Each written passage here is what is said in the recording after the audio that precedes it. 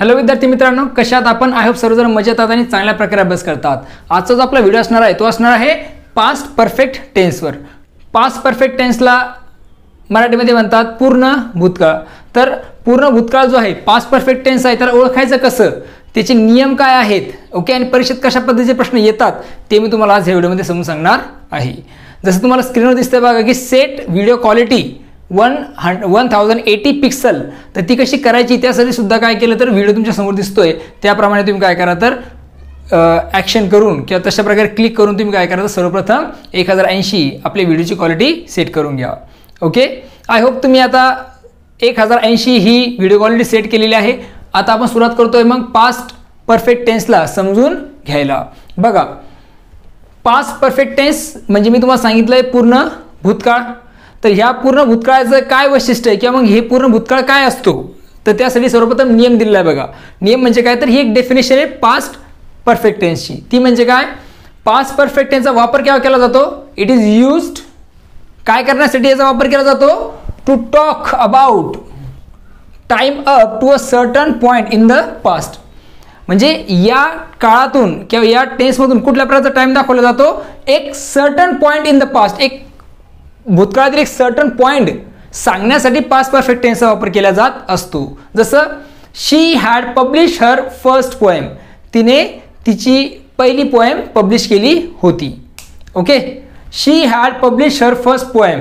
Okay, we had finish all the work, आम्ही आमचं पूर्ण जे काम आहे ते पूर्ण केलं होतं। ओके, म्हणजे भूतकाळामध्येच आणखीन एक भूतकाळामध्ये क्रिया पूर्ण झालेली आहे। जसे दिलेलं आहे बघा, काय past perfect tense talk about the past of the past, भूतकाळाचा भूतकाळ सांगण्यासाठी काय केलं जातं तर पास्ट परफेक्ट टेन्सचा वापर केला जातो। आता कसा, तर ते आपल्या डायग्राम थ्रू समजून घ्यावं लागेल। ही जी रेषा आहे ही आहे टाइमलाईन, वेळेची रेषा आहे। सर्वप्रथम सगळ्यात पुढे आहे फ्युचर टेन्स, हा आहे नाव म्हणजे आता आहे प्रेझेंट। इथे समजा मी आहे किंवा तुम्ही आहे, ओके ओके, हे आपण आहोत, इथं बोलण्याची क्रिया होतीये। हा आहे पास्ट म्हणजे भूतकाळ आहे, आणि त्याच्या अगोदरचा जो आहे बिफोर द पास्ट म्हणजे भूतकाळातला भूतकाळ। ज्यावेळेस तुम्हाला भूतकाळातला भूतकाळ सांगायचा असतो त्यावेळेस तुम्हाला काय करायचं, पास्ट परफेक्ट टेन्स वापरायचं। जसं उदाहरण दिलं बघा, she had often visited France, okay, before she met me, मला भेटण्यापूर्वी ती काय करायची तर नेहमी फ्रान्सला या देशाला भेट देत होती। म्हणजे भूतकाळातला भूतकाळ मला भेटली होती आणि त्याच्या अगोदरपासून ती भेट देते, म्हणजे भूतकाळातला भूतकाळ सांगण्यासाठी आपण काय करतो तर परफेक्ट पास्ट टेन्सचा वापर करत आहोत। ओके, किंवा आणखी उदाहरण सांगू शकतो आपण, she had publish her first poem when she was 10 years old, when she was 10 years old। Okay, अशा प्रकारे वाक्य आपण बोलू शकतो। त्यामुळे हे झालं काय तर परफेक्ट पास्ट टेन्सचं एक्झाम्पल। ओके, त्यानंतर आता हा तर झाला वापर, डायग्राम सुद्धा तुम्हाला सांगितलेलं आहे की एखाद्या भूतकाळात एखादा सर्टन पॉइंट ऑफ टाइम आहे भूतकाळातील, ते सांगण्यासाठी आपल्याला काय करायचं आहे, पास्ट परफेक्ट टेन्सचा वापर करायचा असणार आहे। आता आपण बघतोय पुढचं स्ट्रक्चर्स। आता सर्वात महत्त्वाची गोष्ट आहे की आपल्याला पास्ट परफेक्ट टेन्सचे स्ट्रक्चर सुद्धा माहीत असणं गरजेचे, कारण याच्या स्वरूपात प्रश्न येतात। परीक्षेत प्रश्न काय असतो, एखादं वाक्य दिलेलं असतं, जसं आय इट अ मँगो दिलेलं आहे आणि त्याला सांगतील की बनवा, त्याला पास्ट परफेक्ट टेन्स बनवा। मग पास्ट परफेक्ट टेन्स बनवायचं असेल तर तुम्हाला हे सूत्र माहीत असणं गरजेचं आहे। याचबरोबर तुम्हाला बाकी सूत्रही माहीत असणं गरजेचे। लक्षात घ्या, सर्व टेन्सचे जे प्रकार आहेत त्याच्यावर मी व्हिडिओ बनवलेले आहेत, त्यावर जाऊन तुम्ही काय करू शकता तर सर्व टेन्सेस चांगल्या प्रकारे समजून घेऊ शकता, त्याचे स्ट्रक्चर चांगल्या प्रकारे लिहून पाठ करून घेऊ शकता। ओके, तर अफर्मेटिव्ह स्ट्रक्चर बघतो आपण। अफर्मेटिव्ह म्हणजे होकारार्थी जे स्ट्रक्चर आहे कशाचं, पास्ट परफेक्ट टेन्सचं, ते काय आहे तर yes plus had plus V3+O, had नंतर V3 वापरलेलं आहे। हॅड नंतर काय तर V3 म्हणजे पास्ट पार्टिसिपल, क्रियापदाचं तिसरं रूप। मग क्रियापद तिसरं रूप कुठलं असतं, जसं बघा स्पीक हे आहे मूळ रूप, स्पोक हे आहे दुसरं रूप, आणि स्पोकन हे आहे तिसरं रूप। हे 3 रूप आहेत। जसं राईट, रोट, रिटर्न। ओके, राईट, रोट, रिटर्न आपल्या इथं काय करायचं, तिसरं रूप वापरायचं आहे क्रियापदाचं। क्रियापदावर स्पेशल व्हिडिओ बनवलेला आहे मी, म्हणजे पार्ट्स ऑफ स्पीचवर सुद्धा 8 ही पार्ट ऑफ स्पीच मी एक्सप्लेन केलेले आहेत। त्यासाठी तुम्हाला प्लेलिस्टमध्ये जाऊन सर्व ग्रामर समजून घ्यावं लागेल. असो, S plus had plus V3 plus O हे काय तर स्ट्रक्चर आहे कशाचं, परफेक्ट पास्ट टेन्सचं अफर्मेटिव्ह स्ट्रक्चर. मग याचे एक्झाम्पल काय आहे, ही हॅड हेल्प्ड मी, त्यांनी मला मदत केली होती. आता याला कसं हे लक्षात येते, पास्ट म्हणजे भूतकाळातला भूतकाळ सांगण्यासाठी. बघा, he had help me when I asked, जेव्हा मी त्याला विचारलं तेव्हा त्यांनी मला मदत केली होती.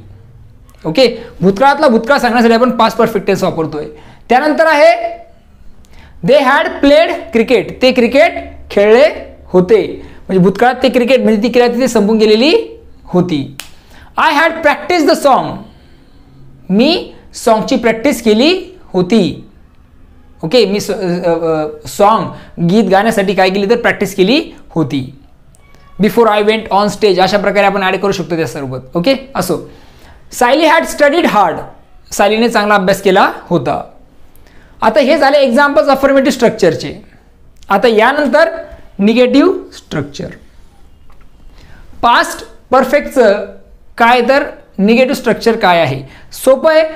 हॅड नंतर फक्त नॉट टाकलेलं आहे, हॅड नंतर फक्त काय टाकलेलं आहे, नॉट टाकलेलं आहे. त्यानंतर V3 आणि शेवटी ऑब्जेक्ट आहे. बाकीचं असेल तसे फक्त हॅड नंतर नॉट आपण वापरलेलं आहे, ते वाक्य निगेटिव्ह होऊन जातं. बघा, धनुष had not sung a song, धनुषने गीत गायलं नव्हतं. ओके, आता याला तुम्ही कसं करू शकता, समजा आणखीन तुम्ही एक लावू जोडू शकता. धनुष had not sung a song when everyone asked him, जेव्हा सर्वजण त्याला म्हणत होते तेव्हा त्यांनी गीत गायलं नव्हतं. We had not played cricket, आम्ही क्रिकेट खेळलो नव्हतो. ओके, हे अशा प्रकारे वाक्य आपण बनवू शकतो. किंवा आणखी एक एक्झाम्पल घेऊ शकतो, I had not read a novel, मी कादंबरी वाचली नव्हती किंवा मी कादंबरी वाचली नाही. नंबर 4 आणखीन म्हणू शकतो आपण धनुष. ओके, शी हॅड नॉट काय करता येईल, सॉल्व द प्रॉब्लेम्स, तिने काय केले नव्हते तर जे काही प्रॉब्लेम्स आहे मॅथमॅटिक्सचे ते सॉल्व केले नव्हते, ते सोडवले नव्हते. अशा प्रकारे आपण निगेटिव्ह आणि अफर्मेटिव्ह स्ट्रक्चरचे वाक्य बनवू शकतो. आणि हा जो एक महत्त्वाचा वापर आहे तो तुम्ही लक्षात ठेवायचा आहे किंवा हीच एक डेफिनेशन आहे कशाची, पास्ट परफेक्ट टेन्सची. ओके, आता आपण काय करूया, पुढे बघूया काय तर याचं इंटरोगेटिव्ह स्ट्रक्चर कसं असणार आहे. आणि इंटरोगेटिव्ह सेंटेन्सचे आपण काय करूया तर एक्झाम्पल्स बघणार आहोत. पास्ट परफेक्ट टेन्सचं जे काही इंटरोगेटिव्ह स्ट्रक्चर आहे ते तुमच्या समोर आहे बघा.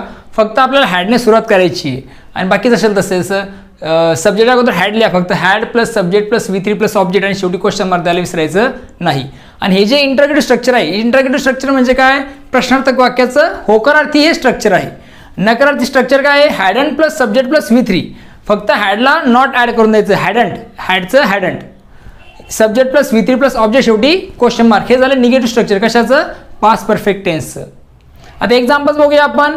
Had they played cricket, had they played cricket, ते क्रिकेट खेळले होते का, ते क्रिकेट खेळले होते का. तर हे झालं एक्झाम्पल कशाचं, पॉझिटिव्ह स्ट्रक्चरचं, इंटरोगेटिव्ह स्ट्रक्चरचं पास्ट परफेक्ट टेन्सचं. दुसरं आहे had he lived in Mumbai, तो मुंबईमध्ये राहिला होता का. आता निगेटिव्ह जर घेतलं तर हॅडंट शी डन होमवर्क, तिने तिचा होमवर्क कंप्लीट केला नव्हता का. हॅडंट ही व्हिजिटेड शिवनेरी फोर्ट, त्याने शिवनेरी फोर्टला व्हिजिट केली नव्हती का. त्यानंतर आता लक्षात घ्या, हे तर मी तुम्हाला सांगितले वर्बल क्वेश्चन सगळे. WH टाईप क्वेश्चन बनवायचं असेल तर फक्त इथं काय करायचं आहे, WH वर्ड तुम्हाला लिहायचं आहे.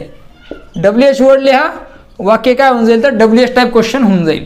मग इथे बघा, व्हॉट हॅड ही डन, त्याने काय केलं होतं. वेअर हॅड शी फेल्ट, ती कुठे पडली होती.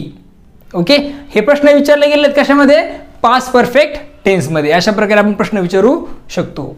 आता आपण येतोय पुढच्या मुद्द्याकडे, तो म्हणजे काय तर यूज काय आहेत कशाचे, पास्ट परफेक्ट टेन्सचे. त्यातील बघा, सुरुवातीला तुम्हाला सांगितलं फर्स्ट ॲक्शन आणि सेकंड ॲक्शन.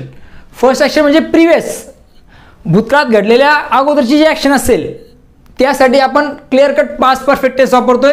आणि ज्यानंतर जर जी रिसेंट झालेली क्रिया असेल त्यासाठी आपण सेकंड ॲक्शन म्हणजे काय तर सिंपल पास्ट टेन्स वापरतोय. उदाहरण, the patient had died before the doctor arrived, म्हणजे डॉक्टर आल्यापूर्वीच काय झाला होता, पेशंट मेला होता.